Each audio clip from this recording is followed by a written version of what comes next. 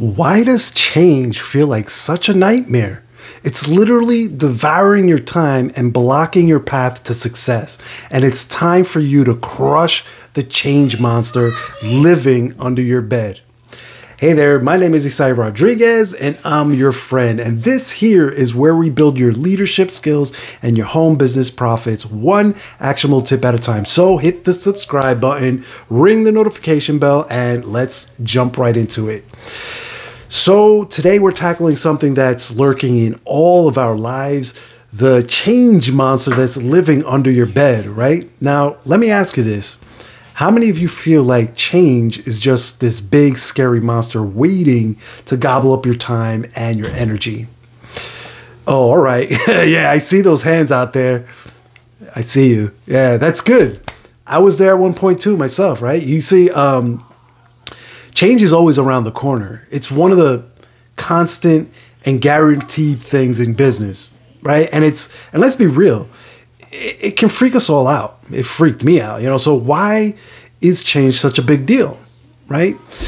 Well, have you ever thought of that? Like I have, and the answer to that is actually pretty simple. The reason why change freaks us all out is time. Time is the reason why change freaks us out and makes us panic, right? Time is our most precious commodity. It's the most precious thing, the most precious asset that we own, that we have in our life. And when change hits, the first thing that we think about is like, how is this going to mess with my schedule? Right? And if it means spending more time on something, then most of us want to run the other way, right? It's like Sidney Howard said. He goes, half of knowing what you want is knowing what you must give up before you get it, right? You see, if change costs us time, we're going to resist. But, and this is a big but, not all resistance is the same, right? So let's break that down. You see, people resist change for two main reasons. They're either unwilling to change or they're unable to change. Now, willingness to change is all about attitude.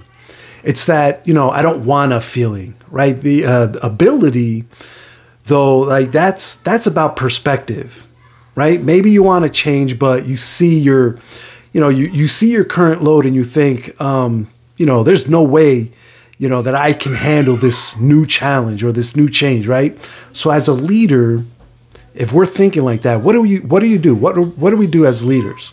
Well, first, we need to figure out if it's an attitude problem or if it's a perspective problem, right? If it's an attitude thing, then it's time for a pep talk with yourself or with your team, right? Show your team the bright side of things, right? Show them how this change that you need to make is a good thing. Explain that to them, show that to them, show them how it's going to be beneficial for their business, right? Now, if it's a perspective thing, then in that case, you got to help them see things differently, right?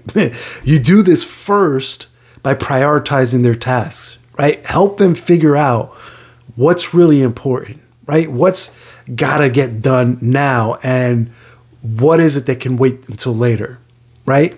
Secondly, help them eliminate the non-essential things in their lives, right? Help them cut the crap out of their life or out of their day, for lack of better terms. Seriously, help them see what they can drop without the sky falling, if you will. Like things like Netflix, Facebook, YouTube, TikTok, Sunday Night Football, UFC, whatever it is, right?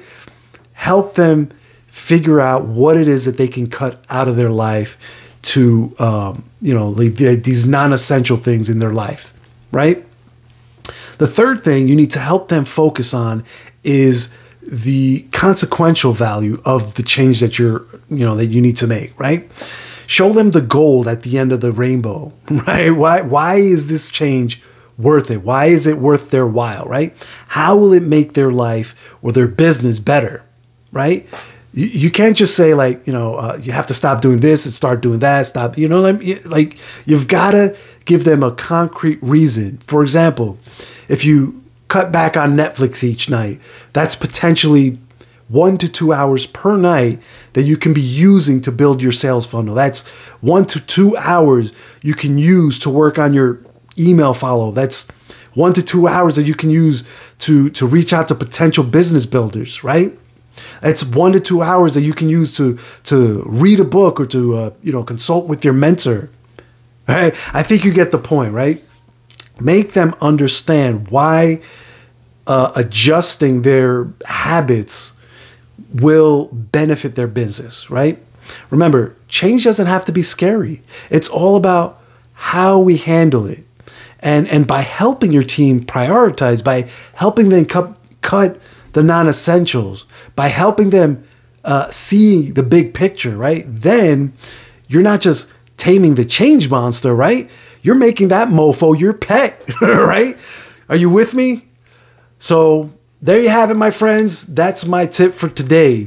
If you found this episode helpful, if you found it inspiring, hit the subscribe button, ring the notification bell, and if you have any questions, any topics that you'd like to talk about, feel free to drop them down in the comments below. Also, don't forget to follow the link in the description for access to my free masterclass training where I'll show you firsthand how to take all of these tips and put them into action today for yourself. All right? Until the next time, I want you to stay legendary, and I'll catch you on the next episode. Take care now. Bye.